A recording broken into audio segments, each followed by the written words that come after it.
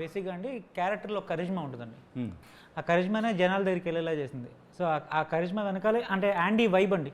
So ఈ look అంతా యాండీ వైబ్ని ఎలా ప్రజెంట్ చేయాలనుకున్నప్పుడు ఆ లుక్కే కనిపించింది. యాండీ ఏం చేస్తాడు, ఏ కలర్స్ వేసుకుంటారు, లేకపోతే ఏ స్టైల్లో ఉంటారు, స్టడ్స్ వేసుకుంటారు లేదు. ఒకసారి క్యారెక్టరైజేషన్ మొత్తం రాసుకున్నప్పుడు ఆల్రెడీ లుక్ పేపర్ మీద వచ్చేసింది before while writing the story. Okay. Yeah. And అంటే పేపర్లో రాసుకునేటప్పుడు ఆ తర్వాత చెప్పిన తర్వాత ఆయన రియాక్షన్ ఏంటి, ఒప్పుకుంటారా ఒప్పుకోరా అనుకున్నారా? నేను ఫస్ట్ ఒప్పుకోరనుకున్నాను. ఇంకో టెంపరీ కలర్స్ ట్రై చేద్దాం అనుకున్నాను. ఫస్ట్ టెంపరీ కలర్స్తో ఫస్ట్ లుక్ ఒకటి టెస్ట్ కూడా చేసామండి బేసిక్గా. ఆ టెంపరీ కలర్స్ వేసుకోగానే ఫేస్ అంతా స్వెట్, ఆయనకి యాక్చువల్గా స్వెట్ స్కిన్ అనమాట. సో కొంచెం చెమట కానీ టెంపరీ కలర్స్ అంతా బ్లూ కలర్స్ అంతా అలా కారిపోయేది. ఓకే. నాకు అర్థమైపోయింది ఇంకేదైనా చేసుకోవాల్సింది, ఇది వేస్ట్ అనుకున్నప్పుడు ఆయన ఒకసారి హర్ష గారు పర్మనెంట్ కలర్ ట్రై చేద్దామా అని. మీరు ట్రై చేద్దాం, నాకు దాని నుంచి ఇంకేం కావాలి సార్. అంటే ఫస్ట్ ఐడియా అయితే వరుణ్ గారు. ఓకే. అంటే పర్మనెంట్ కలర్ వేసుకోవడం.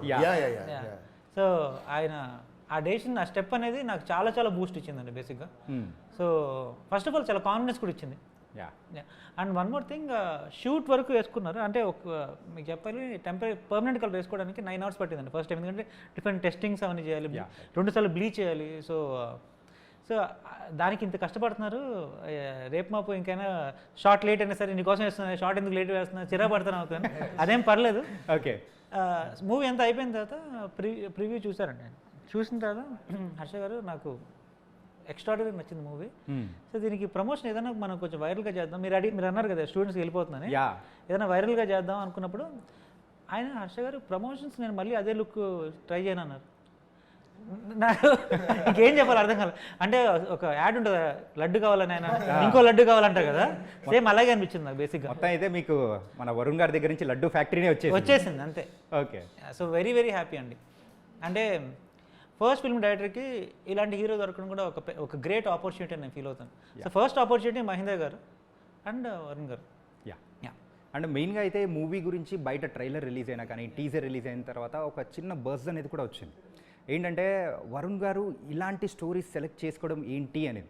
అంటే ఆయనను ఒక లవర్ బాయ్ గాను లేకపోతే పక్కింటి కుర్రోళ్ళగానే చూసిన మన వరుణ్ గారిని ఈ టైప్ ఆఫ్ స్టోరీస్లో I think you are doing the first time I think so. So మీకు ఎలా అనిపించింది ఈ టైప్ ఆఫ్ స్టోరీలో చేయడానికి?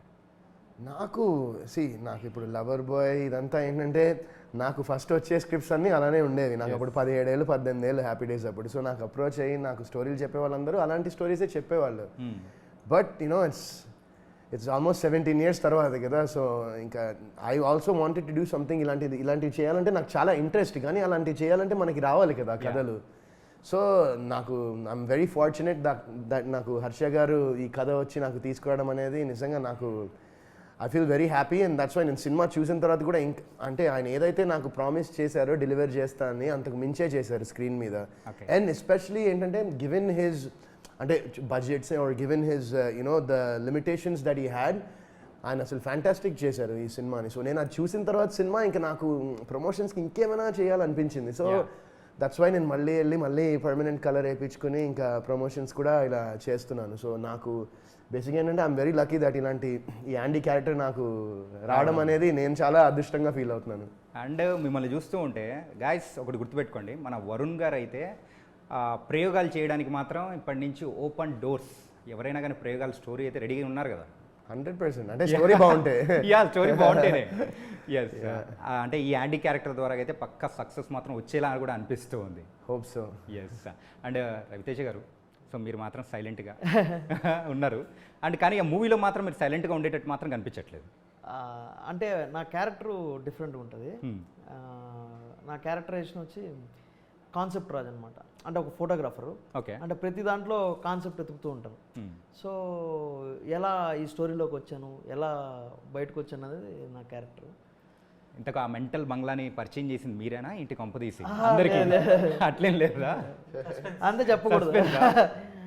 ఓకే. ఏది చెప్పినా కొద్దిగా రివీల్ అవుతుంది. సో రివీల్ అయిపోతుంది, దాని గురించి మాత్రం అస్సలు. అండ్ మీరైతే ఒక డెబ్యూటెంట్ డైరెక్టర్, మరి ఆద్యంత్ హర్ష గారితో చేయడం, సో ఆయన వర్కింగ్ స్టైల్ కానీ ఎక్కడైనా కానీ మీకు ఇబ్బందిగా అనిపించడం కానీ లేకపోతే ఎగ్జైటింగ్గా అనిపించిన మూమెంట్స్ ఏమైనా ఉన్నాయంటారా? నాకు ఫస్ట్ డే సెట్కి వెళ్ళిన తర్వాత అంటే సెట్కి వెళ్ళక ముందరే ఇంతో ట్రావెల్లో నాకు అర్థమైపోయింది. ఎందుకంటే ఆయనకున్న క్లారిటీ, ఆయనకున్న విజన్, ఆయన చుట్టుపక్కల ఆయన పెట్టుకున్న టీం కానివ్వండి, ఓర్ మన ఆయన కెమెరామెన్ కానివ్వండి అజయ్ అండ్ చాలా స్పీడ్ అండ్ వాళ్ళందరూ ఏంటంటే they're all on the same page, అందరూ ఒకే వేవ్ లెంగ్త్లో ఒకే మైండ్ సెట్లో ఉన్నారు అండ్ వాళ్ళంతా ఎంతో ప్యాషనెట్గా పనిచేశారు. ప్రాపర్ ప్రీ ప్లాన్డ్గా చేశారు. యా మొత్తం అంటే షూట్కి వెళ్ళే ముందే మొత్తం ప్లాన్డ్ ఉంది. అంటే మేము పోయి జస్ట్ యాక్ట్ చేయడమే. ఓకే మొత్తం ప్లాన్ అసలు ఏ స్పెట్స్ వేసుకోవాలి, ఏ వేసుకోవాలి, ఎలా నిల్చోవాలి, ఎలా మాట్లాడాలి, ఏ టెంపో ఎలా పెంచాలి, మొత్తం ప్లాన్. సో ముందుగానే ప్రిపేర్ అయిపోయి రంగంలోకి దిగారు అనమాట. ఇట్స్ టీమ్ వర్క్ అండి. Okay. So headed by me only, but it's totally team work. Okay. And మెయిన్గా అయితే మన అంటే ఇలాంటి స్టోరీస్ తీసుకురావడానికి ప్రొడ్యూసర్ ఆల్సో వెరీ ఇంపార్టెంట్. మరి మహేంద్ర గారు, సో మరి మహేంద్ర గారి గురించి, సో అంటే ఈ స్టోరీ చెప్పిన తర్వాత ఆయన ఎలా ఫీల్ అయ్యారు? యాక్చువల్గా ఈ స్టోరీ అండి సుకుమార్ గారు అని చెప్పేసి హీస్ ఎగ్జిక్యూటివ్ ప్రొడ్యూసర్ అండి. ఆయనకి చెప్పాను, ఆయన చెప్పిన తర్వాత ఆయనకి చాలా నచ్చింది అనమాట. నచ్చి ఆయన మహేంద్ర గారు పరిచయం చేస్తారు. పరిచయం చేసి ఒక స్టోరీ ఉంది వింటారని చెప్పేసి మహేంద్ర గారి స్టోరీ వినగానే ఇది సినిమాలు థియేటర్స్లో పడాల్సిన సినిమా నేను చేస్తున్నాను, so who is your actor అన్నప్పుడు నేను ఫస్ట్ కన్ఫర్మ్ చేసుకుంటా చెప్తాను సార్ అని చెప్పేసి ఫస్ట్ వరుణ్ గారికి చెప్పాను.